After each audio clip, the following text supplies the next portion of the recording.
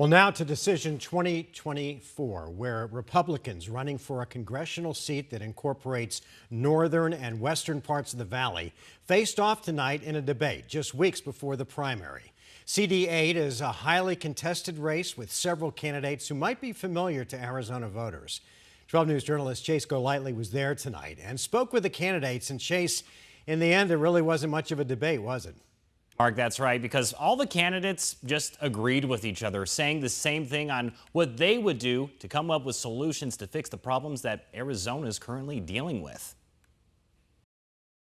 We've seen the attack ads. Dishonest Abe Hamadeh. Pitting Republican candidates against each other. But during Tuesday's Republican 8th Congressional debate between former candidate for Attorney General Abe Hamadeh, former U.S. Senate candidate Blake Masters, State Senator Anthony Kern, Speaker of the Arizona House Ben Toma, and independent contractor Pat Bryady, there was a lot of this. Wholeheartedly agree with that point. I agree. Abe's right. In fact, for pretty much every question asked, all candidates were on the same page. When it comes to Arizona's southern border, First thing I would do is make sure that we secure the border. We need to triple the size of Border Patrol. You have to use everything in your arsenal. election integrity, Our elections are not secure. I know our elections are not secure. and Social Security, a huge topic of concern for those living in the district. We will never cut Social Security. I wholeheartedly agree that it should be tax-free. Any kind of difference between you and the other candidates? Because like we said, there's a lot of agreement going on today. There's a reason why President Trump's endorsed me. There's a reason why Kari Lake's endorsed me. The record kind of speaks for itself. I'm the only one on the stage that actually has a record. There's really only one person that has the record of actually being able to do difficult things,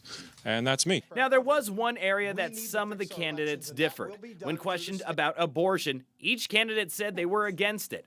But when asked if there should be a federal ban, the candidate said it should be left up to the states. Only Hamadeh said there should be federal action. I know that we are on the brink of entering. Now, Blake Masters was the only candidate to decline interviews after the debate. We also asked the Republican candidates if they would accept the election results if they lost.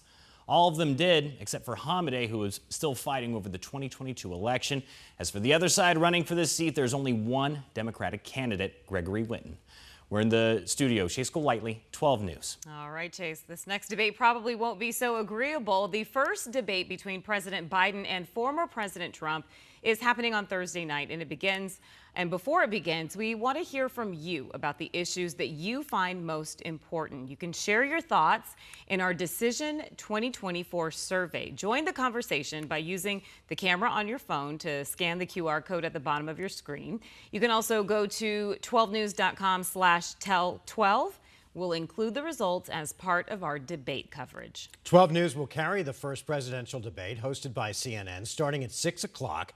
That'll be followed by the Olympic trials, and then a special 12 News at 9 will have full debate analysis breaking down the big moments. Still